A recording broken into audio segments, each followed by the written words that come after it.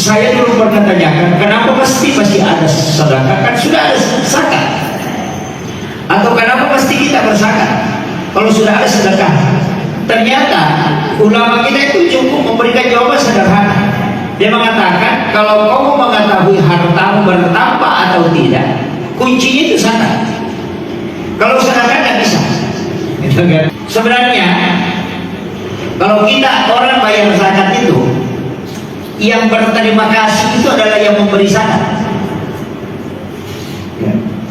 jangan yang menerima. Biasa kan kebaliknya kan, kalau kita kasih zakat ke orang langsung yang terima itu, oh terima kasih banyak Pak. Mestinya yang terima kasih itu yang memberi, bukan yang menerima.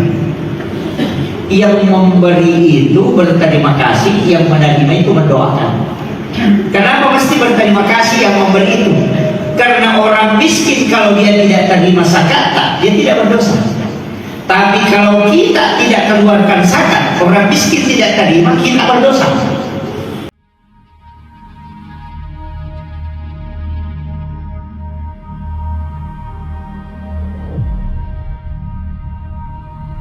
Yang bisa berzakat itu yang kaya saja, karena ada nisabnya, ada haulnya. Tapi kalau sedekah itu bukan orang kaya, walaupun orang tidak mampu semuanya bisa sedekah. Nah, cuma kenapa memang ibadah wajib ini kita harus betul-betul istilahnya antisipasi memang sebelum kita lakukan yang sunnah, karena ini yang pokok. Sama dengan begini, saya dulu pernah tanyakan, kenapa pasti masih ada sedekah? Kan sudah ada zakat. Atau kenapa pasti kita berzakat kalau sudah ada sedekah? Ternyata ulama kita itu cukup memberikan jawaban sederhana. Dia mengatakan, kalau kamu mengetahui hartamu bertambah atau tidak, kuncinya itu zakat. Kalau sedekah nggak bisa. Jadi kalau kita mau tahu apakah rezeki kita itu bertambah atau tidak, kuncinya cuma satu, zakat. Karena kalau tahun ini kita berzakat 1 juta, tahun depan kita berzakat 2 juta, berarti rezeki bertambah 100%. Tapi kalau tahun ini kau berzakat 500.000, kemudian tahun depannya kau berzakat cuma 100.000, berarti rezekimu turun. Kan gitu. Kalau sedekah kan tidak bisa, karena sedekah itu tidak ada patokannya. Kau mau kasih 10.000, kau mau kasih 5.000, tidak ada aturan. Tapi kalau zakat mutlak 2,5%. Makanya Pak Yusuf Kala itu ketika saya sempat sama Pak Aksa Mahmud, itu dia mengatakan, saya itu hanya menghitung, bukan menghitung hartanya, tapi menghitung zakatnya. Kalau dia sudah tahu zakatnya, dia sudah tahu hartanya. Jadi tidak usah hitung yang banyak itu, hitung saja 2,5%. Itu kan gitu. Jadi sebenarnya dalam kehidupan ini, kita itu ingin dikasih tahu bahwa ini rezekimu bertambah. Karena banyak orang kelihatannya rezekinya banyak, tapi sebenarnya tidak, karena itu utang semua. Kan gitu. Sebenarnya dia tidak banyak rezeki, tapi dia banyak tanggungan. Nah, makanya zakat itu nanti bersih baru dikeluarkan. Jadi ini penting saya sampaikan, karena kalau kita tidak berzakat, itu batal Pak. Makanya kenapa perintah itu aqimi sholat wa atu zakat. Jadi itu berdampingan, dirikan sholat dan tunaikan zakat. Itu kan dari kata ata, itu disuruh mengeluarkan. Sebenarnya kalau kita orang bayar zakat itu, yang berterima kasih itu adalah yang memberi zakat, jangan yang menerima. Biasa kan kebaliknya kan, kalau kita kasih zakat ke orang langsung yang terima itu, oh terima kasih banyak Pak. Mestinya yang terima kasih itu yang memberi, bukan yang menerima. Yang memberi itu berterima kasih, yang menerima itu mendoakan. Kenapa mesti berterima kasih yang memberi itu? Karena orang miskin kalau dia tidak terima zakat, dia tidak berdosa. Tapi kalau kita tidak keluarkan zakat, orang miskin tidak terima, kita berdosa. Itu gitu. Jadi sebenarnya jangan berterima kasih kepada kita. Kalau hakikatnya ya, hakikat kalau tasawufnya, jangan yang berterima kasih dia menerima, tapi mestinya Bapak yang keluarkan zakat ketika bayar zakat dan orang terima, berterima kasihlah ke orang itu, karena gara-gara dia kita tidak berdosa. Gitu. Kalau zakat tidak diambil dan itu dibakar dengan harta. Kalau makanya harta itu kalau senisah ya kena zakat. Makanya hati-hati. Pedagang di sini kan banyak. Oh itu batal. Ya. Jadi sebenarnya segala sesuatu itu mesti ada yang dikeluarkan. Makanya zakat itu sebenarnya bertambah. Jadi saya punya mursyid itu dikasih tahu, kalau kau bayar zakat, nak potong tangan saya kalau tidak naik gaji. Yang penting kau jujur dalam kalau bermuamalah, kalau berdagang. Yang penting jujur. Potong tangan saya katanya kalau tidak, Allah tidak naikkan. Karena memang zakat itu di sini. Dan makanya saya kasih tahu jamaah yang ada di sini satu kuncinya. Kalau kita selama ini belum tahu betul zakat kita, makanya mulai tahun ini, mulai Ramadan, itu paling enak kalau kita hitung zakat di Ramadan. Karena nanti Ramadan tahun depan kena lagi ke 1 tahun. Nah begitu, makanya ambil barakahnya. Bisa juga dikeluarkan setiap bulan, kayak DNS, kayak pegawai kan, terima gaji langsung keluarkan 2,5%. Tapi tidak usah disalurkan dulu, keluarkan aja. Jadi ambil zakat itu, bukakan rekening khusus, kasih masuk di situ. Nanti Ramadan baru disalurkan. Itu kan beda mengeluarkan, beda menyalurkan kan. Keluarkan saja, setiap bulan kita keluarkan, tapi kita kasih masuk di rekening. Tapi jangan ambil. Kadang-kadang kalau tersiksa lagi, diambil dulu itu nanti diganti, itu jadi masalah. Jangan. Jadi pisahkan saja harta kita, keluarkan. Nanti kalau kita meninggal, anak kita sudah tidak setengah mati menghitung. Kenapa? Karena kita memang sudah bersihkan sebelum kita meninggal. Itu batal itu Pak, kalau zakat itu tidak tertunaikan. Iya. Walaupun nanti ada orang yang mengakali kan, ada yang mengakali itu zakat. Ada beberapa orang yang mengakali zakat itu. Seperti orang yang punya kambing 40 ekor. Kalau dapat 40 ekor berarti sudah keluar 1 ekor. Tapi menjelang 40 ekor dia jual kambingnya 2. Dia jual, kan tidak cukup. 38 dah kena zakat. Nanti menyeberang lagi, ya kalau mau lagi 40 dia jual lagi. Sama orang yang punya emas. Kalau emasnya 83 gram, kalau dia nanti kena zakat, ini kena zakat sudah mau 1 tahun. Kalau 11 bulan dia jual. Dia jual emasnya 5 gram. Nanti menyeberang 1 bulan beli lagi. Tunggu lagi 1 tahun, jual lagi. Itu tidak kena zakat karena memang tidak dimiliki 1 tahun kan. Tidak kena zakat itu Pak. Jadi ada yang mengakali begitu. Kata ulama kita, orang itu nanti tidak dibakar. Tidak dibakar karena tidak kena wajib zakat. Cuma dikasih masuk di dulu, baru dulunya dibakar. Itu karena mengakali zakat ya. Jadi itu penjelasan, karena itu menghindari, hati-hati ya. Makanya saya kasih tahu Pak, bayar hitung dulu harta kita. Rumah pribadi itu tidak disakati. Ingat, walaupun rumah itu nilainya sampai 1 M, itu tidak disakati. Mobil pribadi yang kita pakai sehari-hari itu tidak disakati. Walaupun itu mobil Alphard, walaupun itu mobil apapun, mau mobil apa itu tidak disakati. Kalau dia adalah mobil pribadi yang dipakai sehari-hari, itu tidak. Setiap tahun tidak disakati. Dijual pun itu tidak dikeluarkan zakatnya. Nanti yang keluarkan zakat kalau jual beli mobil. Seperti showroom, setiap laku 1 mobil keluarkan 2,5%. Itu yang wajib bayar zakat. Karena memang jual beli mobil. Tapi kalau mobil pribadi dijual, tidak usah keluarkan zakat. Kecuali uang penjualan mobil itu kita simpan di bank dan sampai 1 tahun kena wajib zakat. Ingat ya, jadi rumah pribadi itu tidak ada zakatnya. Kecuali rumah itu kita tempati buka usaha. Karena itu. Jadi jangan dikatakan ini rumah pribadi tapi tempati menjual. Wah itu kena zakat karena digunakan untuk bisnis atau rumah yang dikontrakkan. Itu kena zakat. Ini yang harus dianukan ya Pak. Kalau jualan, hitung keuntungan plus modal yang kita miliki dan barang yang tinggal yang cukup 1 tahun, kemudian keluarkan kebutuhan pokok, bayar utang yang sampai waktu temponya untuk dibayar, sisanya baru dikeluarkan 2,5%. Itulah zakatnya. Itu paling gampang dihitung, Pak. Modal plus keuntungan, keluarkan utang dan kebutuhan pokok yang dipakai makan sehari-hari, keluarkan, kemudian sisanya itu dikeluarkan 2,5%. Sekali aja 1 tahun. Itu paling gampang dihitung. Jadi zakat itu Pak tidak susah. Kalau itu sangat mahal. Kalau emas, wah itu dapat. Jadi sebenarnya zakat itu selalu lari ke emas. Jadi jangan bilang saya tidak punya emas 85 gram. Tidak, yang dimasuk nisab zakat adalah seharga emas 85 gram. Jadi itu lari terus ke harga emas.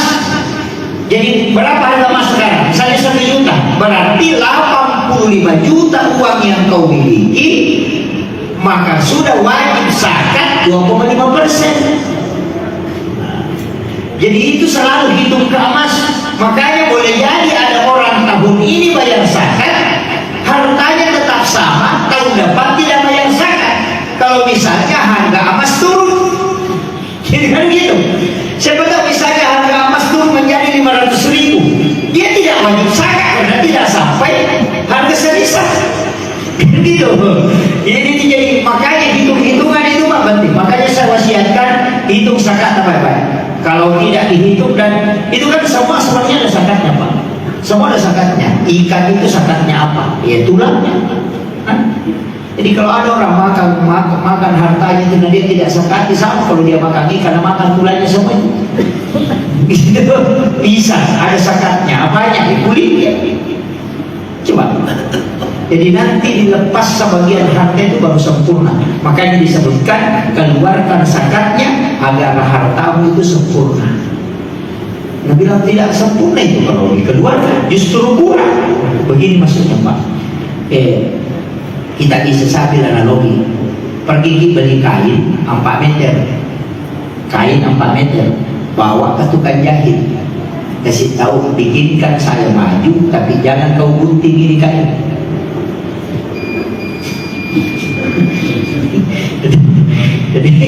jadi ini kain bikinkan saya baju atau bikinkan saya celana, tapi jangan ada yang kau buang ini kain, jangan ada yang kau kurangi. 4 hari kita kembali insya Allah jadi selimut itu, bukan jadi baju.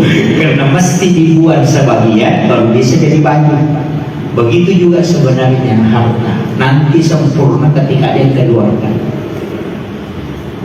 Jadi buang kotorannya. Makanya zakat itu sebenarnya kotoran, karena makanya disebut keluarkan supaya bersih. Jadi kalau ada sesuatu yang dilepas dan bersih, berarti yang dibuang itu kotoran. Makanya hati-hati makan zakat Pak.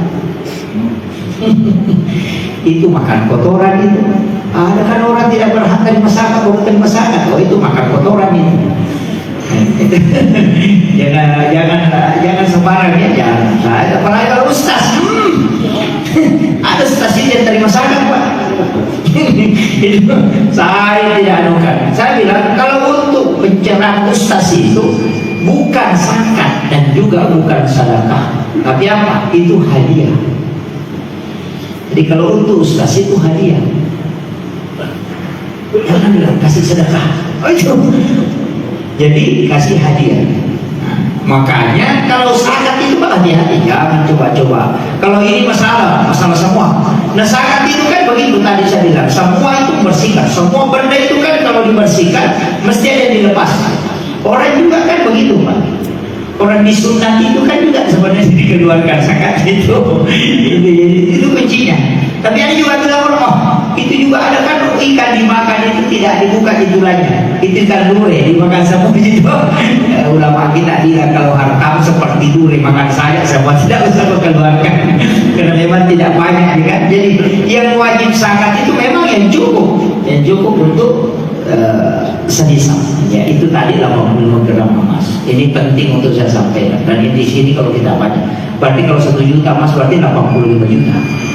Jadi kalau ada uang segitu, ya makanya uang yang ada di bank itu diambil. Ada mengatakan 1 kali dikeluarkan zakatnya, tidak, setiap tahun. Sama kayak ibu-ibu kalau beli emas, kalau perhiasan tidak ada zakatnya. Perhiasan tidak ada zakatnya. Dia 1 kilo. Siapa tahu ada ibu-ibu pakai emas 1 kilo, kalau punya setengah kilo, dia pokoknya tidak disakati. Biar 5 kilo. Kalau ada ibu-ibu pakai emas 5 kilo yang digantung itu, tapi itu dipakai 24 jam.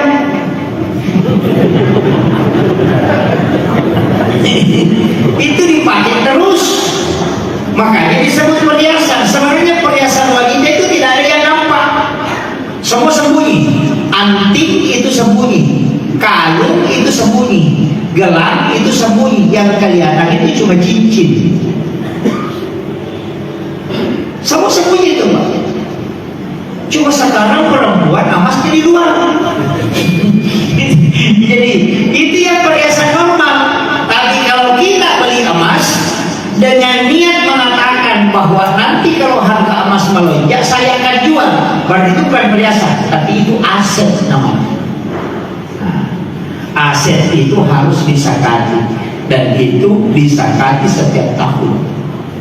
Nah, kalau ibu-ibu beli kalung, beli gelang, beli ini, baru disimpan, nanti ada pengantin baru dipakai, itu dihitung mana lebih sering dipakai atau tidak. Kalau hanya ada pengantin baru dipakai, berarti 1 kali 1 minggu. Itu tetap disakati karena dia bukan perhiasan, dia barang simpanan namanya. Ini penting bobo ya. Makanya itu emas tahu yang banyak, tak usah dikumpul-kumpul itu sampai situ itu. Masa ada tumitek dari sini, ada tumitek bersama sini. Pakai emas kalau perlu pengantin begini tak. Ditanya bila lewat mana, dia bilang lewat sana. Tak usah ya, jangan terlalu banyak. Saya sering mengatakan begini, dunia ini kan masratul akhir. Tetap kita mesti ada harta, ada kita sisihkan, nanti jangan meninggalkan tanpa meninggalkan harta tanah kita. Itu bahaya juga. Tapi saya ingin sampaikan bahwa harta yang sesungguhnya yang kita miliki adalah yang kita sudah sedekahkan. Itu yang kita miliki. Karena harta yang kita tinggalkan itu adalah akan diperebutkan orang. Dan ketahuilah bahwa seandainya orang tahu bagaimana susahnya kelak di hari kemudian, maka dia tidak akan mengumpul-ngumpul hartanya di dunia. Kayak ibu-ibu yang punya emas sampai situ yang hati-hati, karena kalau meninggal itu pasti istri kedua yang pakai. Iyalah, suaminya pasti meninggal kalau kita meninggal. Hidup saja nak mau menikah, apalagi kalau boleh mati. Coba tanya. Iya, biar bagaimana sayangnya, coba tanya. Kalau nanti pulang ke rumah tanya suaminya, Pak, kira-kira kalau saya meninggal, kita meninggal lagi kak? Pasti cuma dia bilang, nanti dilihat. Begitu aja itu. Tidak. Palingan nanti dilihat. Padahal dalam hatinya ya pasti meninggal. Itu kan? Iya. Tidak ada bagaimanapun sayangnya orang kepada istrinya. Kalau dia meninggal, tidak ada yang mau minta masih bermalam sampai malam. Seandainya kita tahu, ini catatan, seandainya kita tahu bagaimana cepatnya orang melupakan kita ketika kita wafat, maka tidak ada ucapan orang yang mempengaruhi kita. Ya, hari ini mungkin menangis, besok menangis, lusa tidak akan menangis.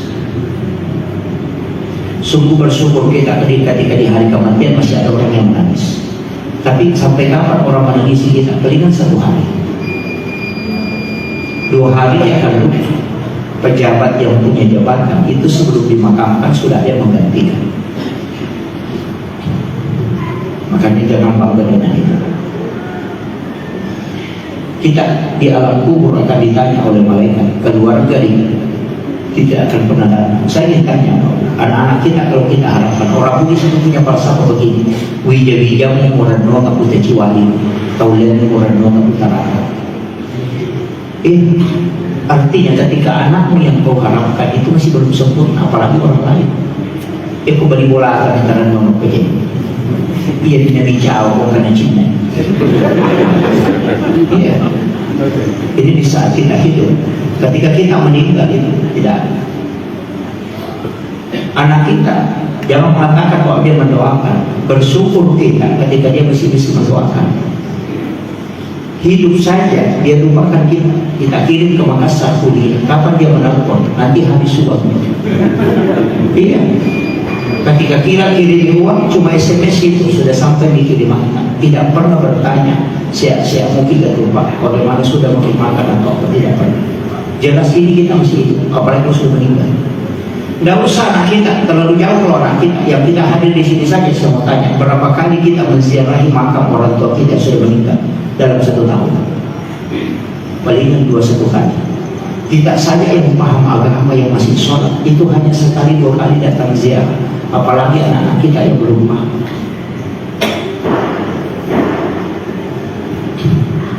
Tidak ada. Kalau bukan kita yang mempersiapkan diri, tidak bisa. Anak-anak diharapkan tidak bisa. Istri menangislah kalau kita meninggal ini. Tapi kalau cukup 1 bulan, paling bikin status bapaknya sudah 1 bulan meninggalkan, baru bikin gambar menangis. Paling kalau sudah ada duda yang komen di bawah, sahabat saya, paling terima kasih. Iya.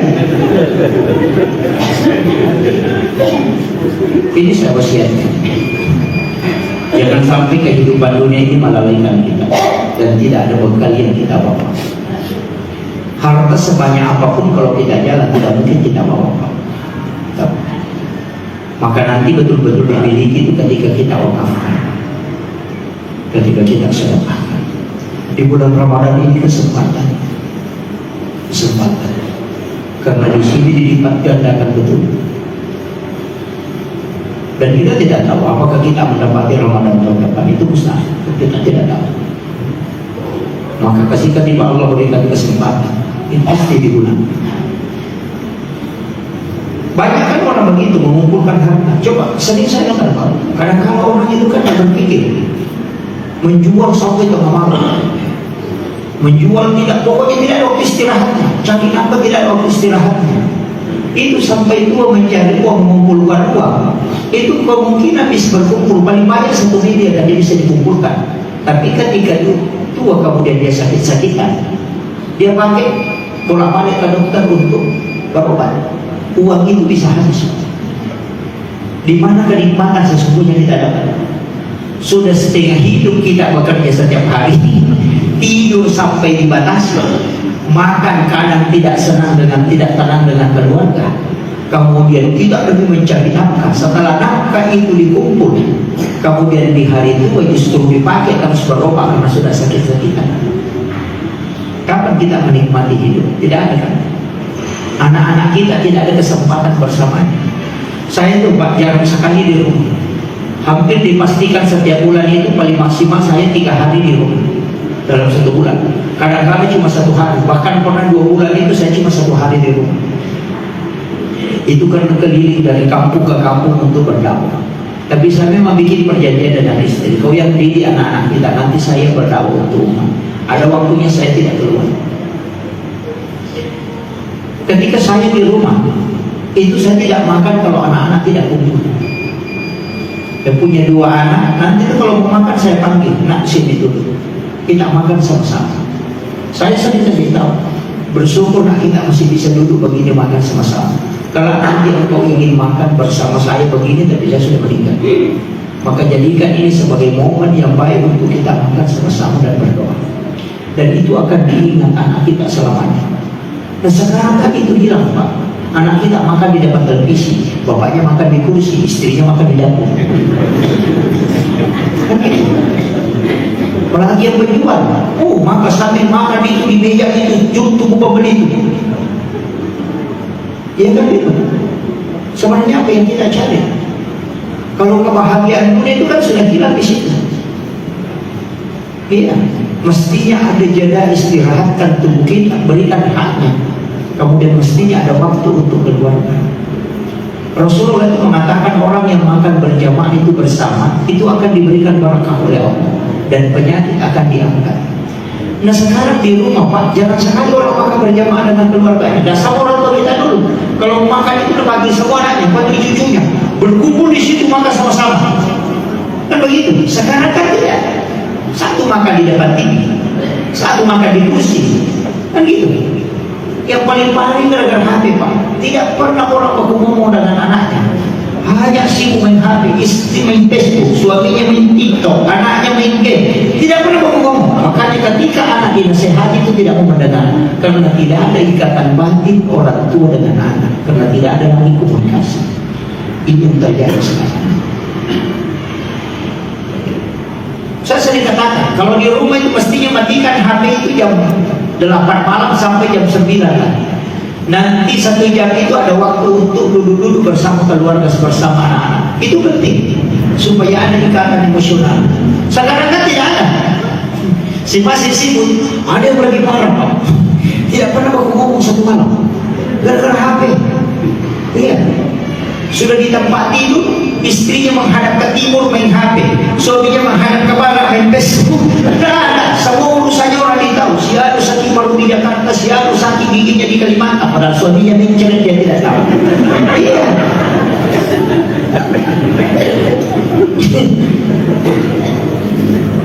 Karena semua urusannya orang yang diurus.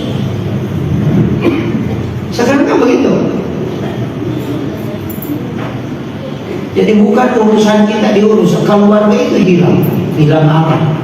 Ini makanya berkah dalam rumah tangga itu dicabut. Jadi saya kembali persiapkan amal kita, persiapkan. Harta yang kita tinggalkan itu akan ditanya. Kalau anak-anak kita berkelahi nanti kalau kita meninggal, oh batal. Masa kita yang cari setengah mati, baru dikumpul, baru kita meninggal, anak bertengkar di belakang, kita yang disiksa di dalam kubur, jangan-jangan mati. Iya tuh. Coba pikirkan itu.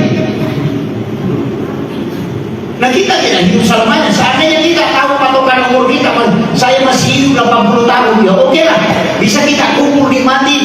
Tapi karena kita tidak tahu, setiap waktu itu mengintai kematian. Malakul maut itu tidak mengatakan tunggu dulu, tidak bisa. Makanya gunakan kesempatan selama masih Allah kasih. Itu aja kuncinya. Dan saya sering sampaikan, orang yang bersedekah itu tidak akan pernah rugi. Karena Allah memang janjikan menjadilah hasanah itu seorang salih. Kalau kau kasih saya 1, saya akan kasih kau 10. Kan itu kuncinya.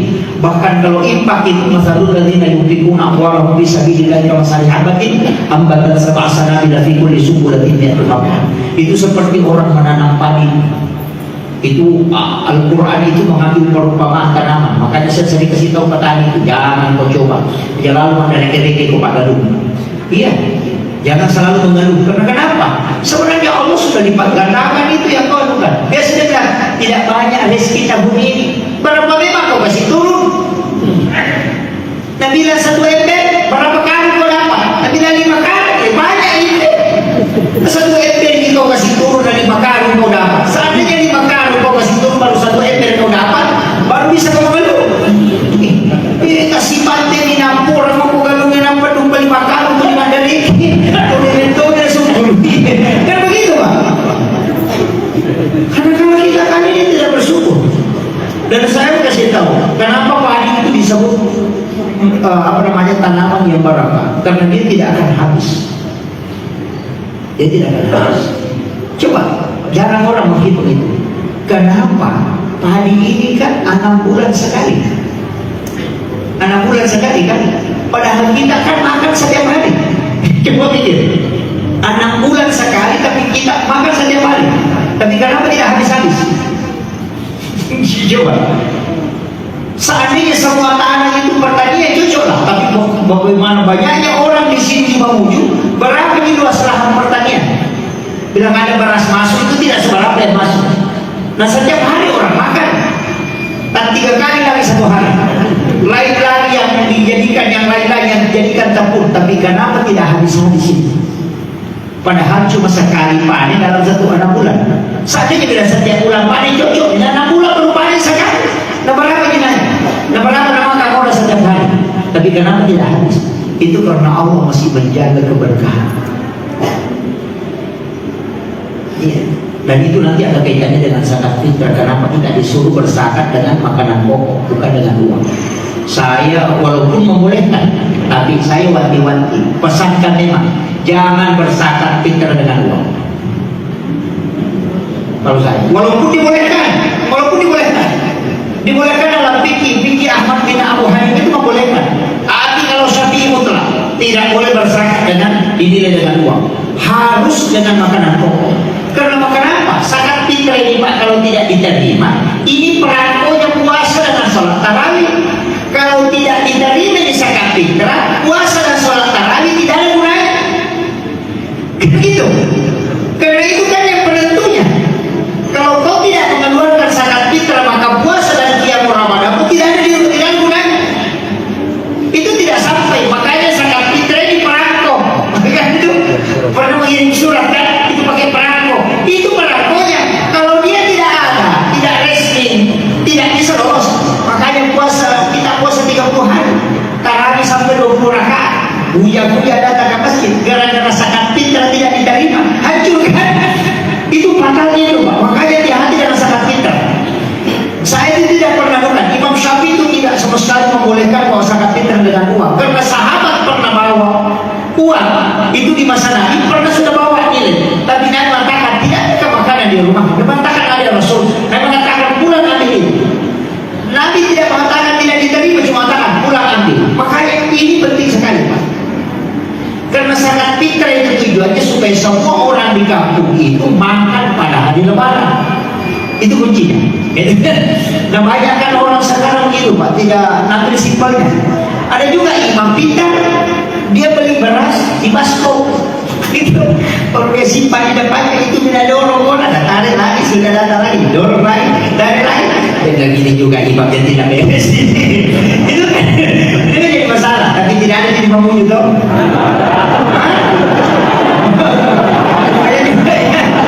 Wah itu jadi masalah. Nah iya. Ini fatal ini kalau tidak orang anu. Saya itu ngaji tasawuf dikasih tahu hakikat zakat fitrah. Sebenarnya zakat fitrah itu kan menutupi semua lubang, telapak tangan, mata, telinga, kemudian ini, kemudian di bagian bawah. Itu kalau diliter itu pas. Dan kalau ada orang, saya kasih tahu, orang berzakat fitrah dengan makanan pokok, lihat. Kalau dia ambil makanannya, dia angkat liternya itu pasti bawa liternya itu tertutup. Tapi kalau dia berzakat dengan uang, ketika dia angkat liternya, kalau dia sudah ambil beras di tempat berasnya itu berlubang terus.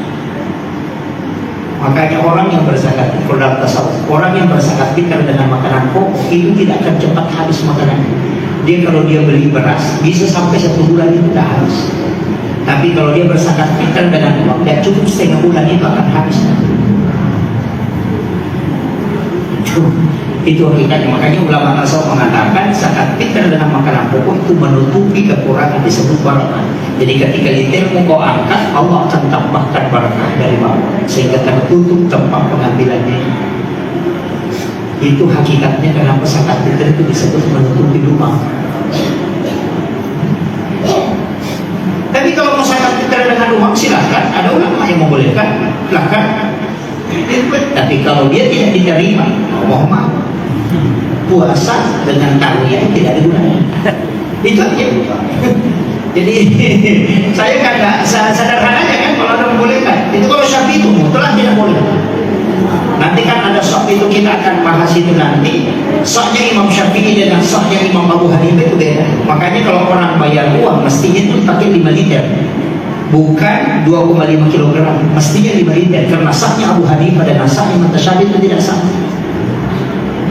Itu kalau fikihnya kan, karena yang membolehkan bayar zakat fitrah dengan uang itu Imam Abu Hanifah. Jadi boleh dinilai dengan uang, tapi sahnya itu adalah 5 liter. Gitu kan? Jadi ikuti itu, bayar zakat fitrah dengan uang, lari ke masaknya Abu Hanifah. Abu Hanifah itu pakai satu sak itu 5 liter, 4,8 liter Pak. Makanya disebut 5 liter lebih aman. Kalau kita 3 lebih kan, iya 2,5 kg, itu paling aman. Ada yang pakai ikut mazhab Syafi'i, jumlahnya baru pengeluarannya ikut Abu Hanifah. Itu namanya mencampur mazhab kan. Makanya kalau saya lagi aman pakai beras, lagi aman. Ini yang saya wanti-wanti memang lebih awal, karena banyak orang kan dia pakai uang. Kemudian kalau uang itu Pak juga jadi masalah biasanya di kampung saya, bukan di Mamuju. Kadang-kadang itu sangat karena imam dianggap itu sebagai gajinya. Iya, sehingga dia tidak salurkan. Itu kan jadi masalah juga itu. Iya, orang yang mengambil zakat itu hanya 1/6 bagiannya. Serahkan itu, jangan ambil. Ini yang bahaya Pak. Tapi tidak kalau di Mamuju di kampung saya banyak. Iya, hati-hati. Saya wanti-wanti betul itu Pak, hati-hati. Saya sering sampaikan ke imam petugas sholat, hati-hati. Itulah yang banyak tersiksa karena ketidaktahuan kita. Cuma orang tua dulu itu pintar kan, kalau pergi bayar zakat pintar, bawa uang juga. Nah, uang itu sebenarnya adalah tolak bala. Nah, silakan imam petugas syara ambil itu uangnya, karena itu tolak bala. Sama aja dulu kalau hari Jumat ada namanya tolak bala kan. Dulu itu bawa kelapa hidup kan. Kelapa itu sama uang disuruh masjid itu. Pak imam itu sampai tolak bala. Berdoa itu kalau sudah sholat subuh datang semua orang itu kasih uang 5.000, kasih uang 2.000, baru kasih kelapa. Itu baru berdoa. Itu kenapa begitu? Sebenarnya itu kan tolak bala, tidak masalah, itu boleh. Cuma masalahnya puting beliau mau dikasih geser dan 2.000 tolak balanya tidak geser. Jadi masalah kan? Coba saya kasih tahu, kalau ada sapu lidi dan batunya besar, dan lidinya 1, bisa bergeser batunya? Tidak bisa. Begitu, jadi tolak bala itu juga disesuaikan. Kan gitu. Jadi tolak balanya 2.000 rupiah baru puting beliau sudah tidak geser, itu pasti itu. Ya kan gitu. Makanya hati-hati juga. Jadi tolak bala ini juga penting Pak. Setiap pagi itu mestinya kita tolak bala. Karena Nabi kan mengatakan, ketika bala bersamaan dengan sedekah, bala tidak akan pernah mendahului sedekah. Itu kayak lebihannya kenapa kita disuruh sedekah di waktu subuh, supaya selamat sampai sore. Kan itu tujuannya. Makanya disebut sedekah subuh istimewa. Nah, ini jadi misalkan kalau tidak bisa sedekah malam, sedekah subuh. Dan sedekah itu tadi tidak akan ada orang yang miskin karena sedekah, tidak ada. Saya itu Pak terus terang pernah dapat keberkahan sedekah. Pernah saya dapat itu masih saya masih ingat sekali itu. Saya pergi sholat Jumat, jadi itu uang, ada uang 2.000, ada uang 50.000. Jadi itu uang 50.000 saya simpan di saku. Jadi yang sebelahnya itu saya simpan di kantor depan, itu uang 2.000. Pergi sholat Jumat, jadi saya bilang nanti pulang sholat Jumat baru singgah makan. Jadi tiap 2.000 dipisahkan, memang ini nanti bisa sedekahkan di sini ada 2.000. Kalinya saya sholat Jumat di 2.000 itu bingung. Kalinya lewat cile kan dikasih bangun langsung saya itu uang kasih masuk. Nanti saya sadar itu waduh 50 katanya itu atau 2.000. Paris tahu 2.50 masuk dari mati 2.000. Jadi saya tuh selalu bilang ini selalu punya ciri yang ngambil saatnya nggak bisa dibuka. Saya masih mahasiswa Pak. Saya ingat itu semester 4 saya sekali itu jadi menurungi itu, saya ingat betul itu. Jadi saya bilang mana ini 2.000 tinggal 2.000 masih 1 minggu ini masih saya bilang. Tapi saya bilang pasti ada hikmahnya, tapi dalam akal itu bilang mana hikmahnya, tidak ada. Tapi saya mulut itu selalu bilang pasti ada hikmahnya, tapi dalam pikir mana hikmahnya, habis ini. Jadi saya itu pulang ke rumah tidak singgah beli makanan karena tinggal uang 2.000. Saya bilang aku mau dibeli 2.000. Saya itu pulang pagi-pagi di rumah, apa ini, saya lapar. Ternyata ada anggota dewan di situ waktu itu, saya masih ingat sekali datang ke asrama itu cerita-cerita, dan itu dia kasih uang 250.000 sebelum pulang. Di situ mulai saya yakin dengan sedekah. Sebelum, makanya saya bilang sebelum mengkaji terlebih dalam sedekah itu, di situ langsung saya yakin bahwa ternyata di saat susah kita bersedekah itu betul-betul, dan ternyata itu ada. Jadi bersedekah walaupun tidak jelas itu Pak saya. Karena saya pikir dalam hati mana hikmahnya, tidak ada kehabisan kita ini. Dan kita lihat betul. Nah dari situ saya kalau ada masalah pasti mengawali dengan sedekah. Itu pasti. Dan ada satu hal yang saya ingin sampaikan, dan ini kami dikasih tahu di mereka. Kadang itu kalau kita bawa mobil atau sementara jalan, atau bawa mobil atau bawa kendaraan, tiba-tiba ada orang di jalan terbesit di hati kita mau mensedekahi dia. Kadang orang itu misalnya orang jalan atau orang cacat atau orang tua jalan kanan membungkuk, langsung ada muncul dalam hati kita mau sedekah, kasih sedekah dia. Ada ulama mengatakan kadang itu adalah lebih hidup. Karena kalau Allah menolak bala dengan dilumnya. Kadang ada orang menemukan itu kemudian dia sudah sedekah kemudian langsung hilang orang itu. Kadang itu adalah malaikat yang diutus. Itu ada beberapa peristiwa. Ada orang yang dokter sudah angkat tangan tidak bisa mengobati. Yang paling paling yang masih ada di pesantren yang sudah susu masuk sekarang itu sudah hafal Quran 30 juz. Orang ketika dia lahir, anak yang lahir itu dikasih tahu sama dokter bahwa anak ini tidak cukup 1 minggu karena dia punya penyakit bawaan yang tidak sampai 1 minggu, paling tinggi 3 hari. Padahal neneknya itu sudah siapkan uang untuk akikah cucunya. Pas dia lahir dikasih tahu bahwa ada kelainan begini, sudah uang itu dia sedekahkan. Dia tolong belanja, saya sedekahkan ini karena cucuku tidak umurnya tidak panjang. Dan dia bukan bilang untuk cucuku saja.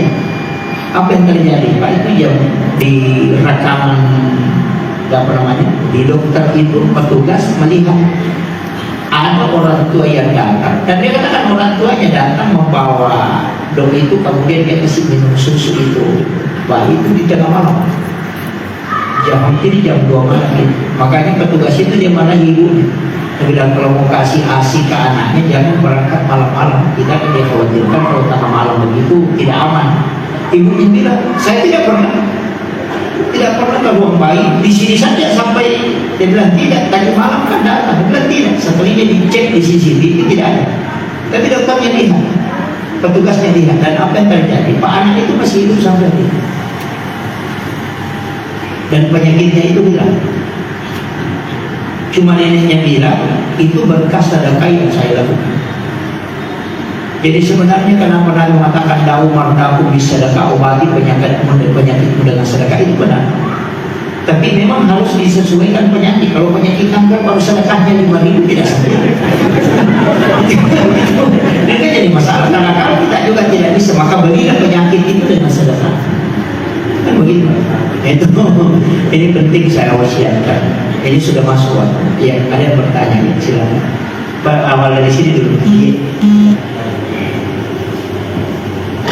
Kalau seumpama istri kaya, suami apakah warga sebaiknya sebilang kepada oh iya. Yang kedua Pak Nasr.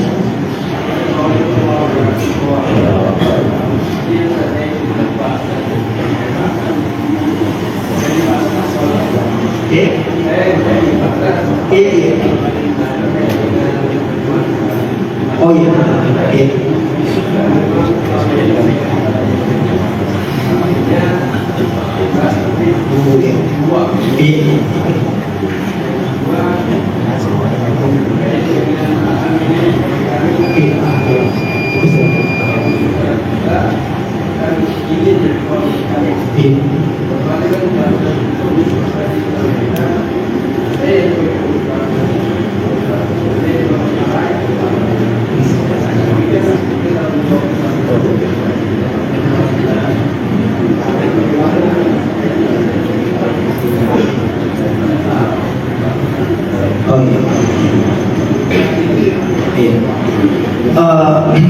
Terima kasih Pak. Untuk saya juga termasuk pengurus Basnas.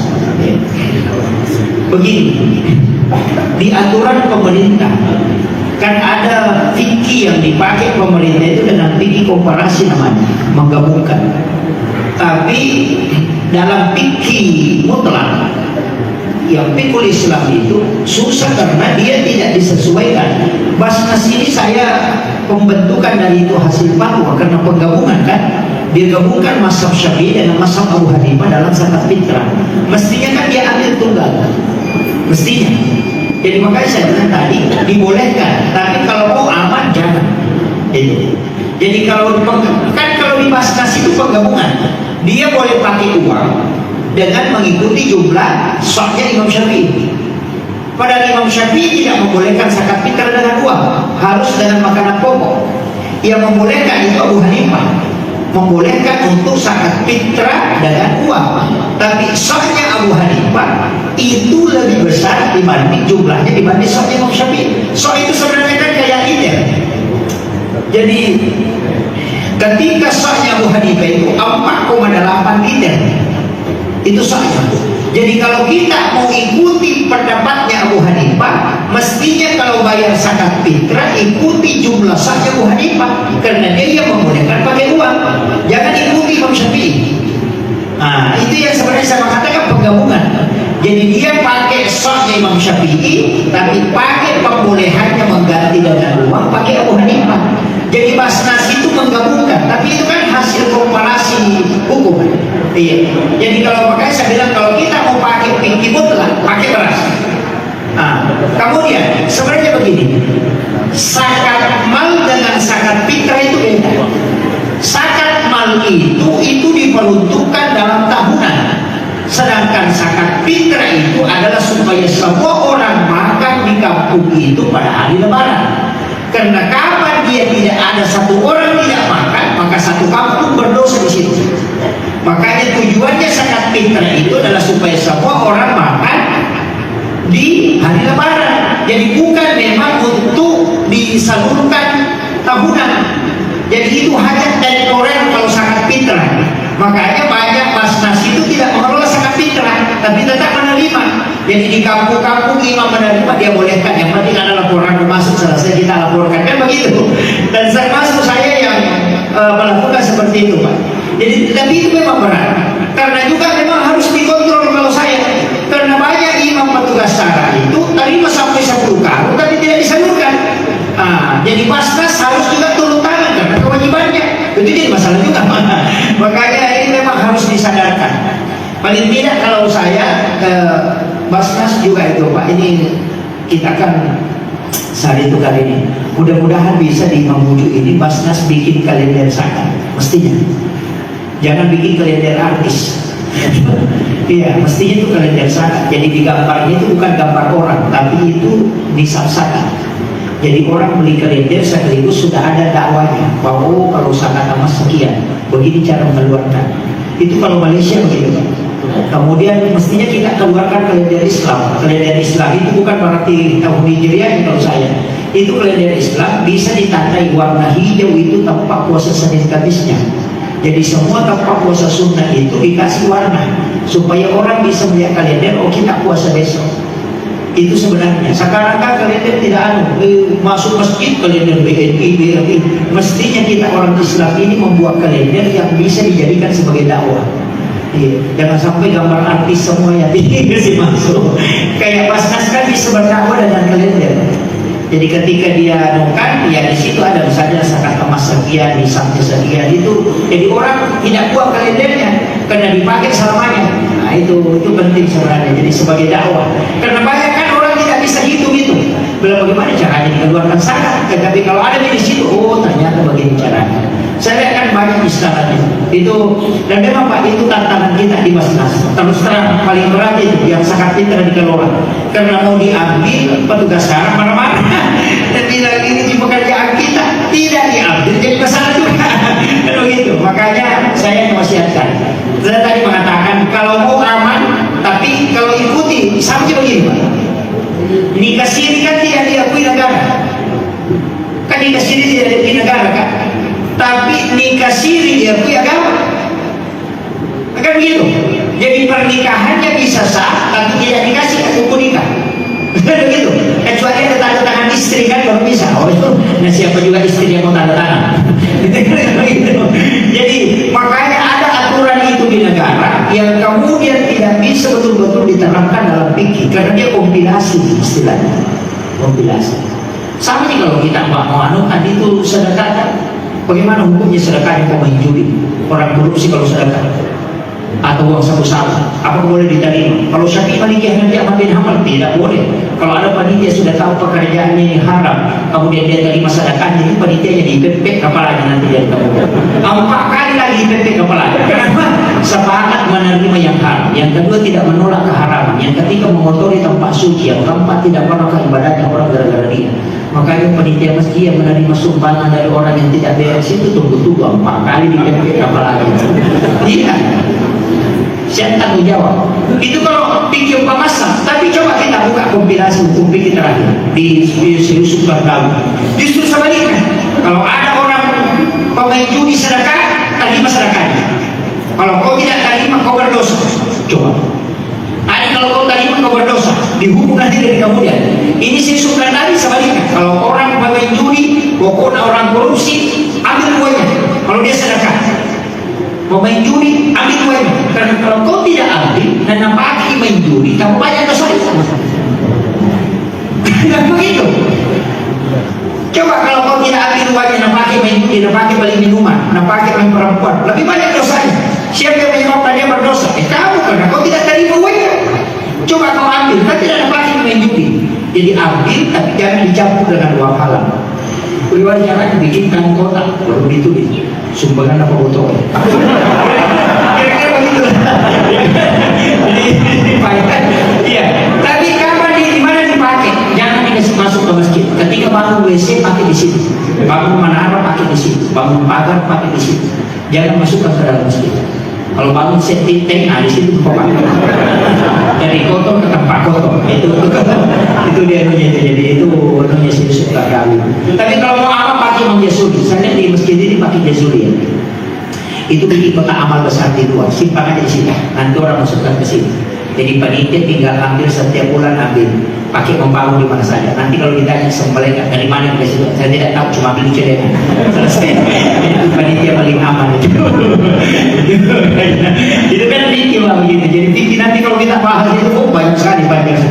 Nanti saya akan bahas itu mulai dari tahara sampai wudu, nawakil wudu, furudul wudu, sunan wudu, kawaidul wudu, itu ada semua. Mandi kemudian terbagi, istinja itu akan dibahas. Kalau tidak dibahas itu kan jadi masalah juga. Cuma kadang kalau fikih itu dibahas, kadang orang bosan. Karena larinya ke sini, larinya ke sini. Jadi itu banyak masalah-masalah di situ. Kemudian yang kedua, kalau istri kaya, suami tidak kaya, sebenarnya itu keluarga kaya itu Pak. Boleh nggak istri kasih sedekah suami? Boleh, tapi tidak boleh dikasih zakat. Zakat itu tidak boleh dari anak ke orang tua, karena dia adalah tanggung kewajiban.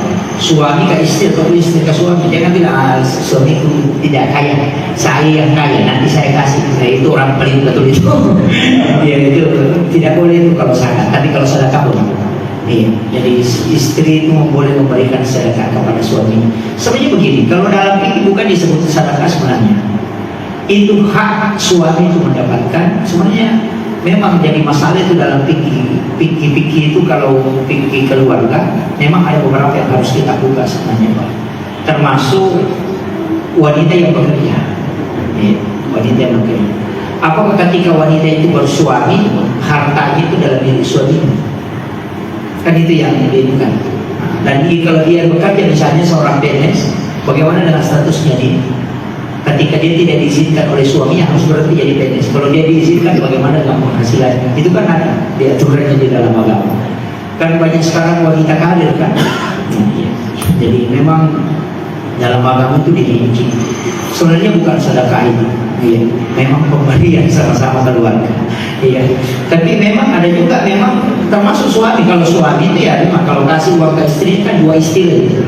Kadang kita kalau kasih uang ke istri, sering bilang, ini uang kita ambil. Itu tidak boleh dicari. Kalau kita kasih tahu istri, ini uang kita ambil, tidak usah cari. Tapi kalau kita bilang, ini uang kita simpan, itu boleh kita cari. Sehingga tidak salah, kasih uang ke istri, apa dia bilang? Ini uang kita ambil, baru besok, itu kemarin uang kasih dia ada kan? Nah sudah ibu kasih. Jangan cari lagi. Nah makanya ada 2, ada titipan, ada pemberian. Kalau kita ini uang kita simpan. Itu istri tidak boleh belanjakan uang itu tanpa minta izin ke suami, walaupun 1.000 rupiah. Tapi ketika suami mengatakan, mak ini uang kita ambil, itu dia bisa belanjakan tanpa minta izin ke suami. Jadi ketika mengatakan ini uang kita simpan, berarti itu amanah. Kalau bilang ini uang kita ambil, berarti itu pemberian. Itu dua hal yang berbeda. Biasanya kalau bapak kasih uang istri tidak apa? Tidak ada, dikasih saya. Nah itu ada dua hukumnya. Jadi ada uang itu istri tidak boleh belanjakan. Sama kalau misalnya istri minta uang, pak kasihkan dulu antar maka beli ikan. Dan bilang ada di celana, tidak boleh istri mengambil uang itu di celana. Mesti dia ambil di celananya, bawakan suaminya, nanti suaminya yang kasih. Ketika dia yang langsung ambil itu berdosa. Kenapa? Nabi sudah tahu kalau istri minta uang 10.000 dan dapat uang 50 tidak ada kembalinya. Nabi sudah tahu itu. Makanya lebih aman suamimu yang kasih. Oh itu sudah dulu kan begitu. Saya kira ini ya Pak. Akhirul kalam, Allahul muwaffiq ila aqwamit thoriq. Assalamualaikum warahmatullahi wabarakatuh.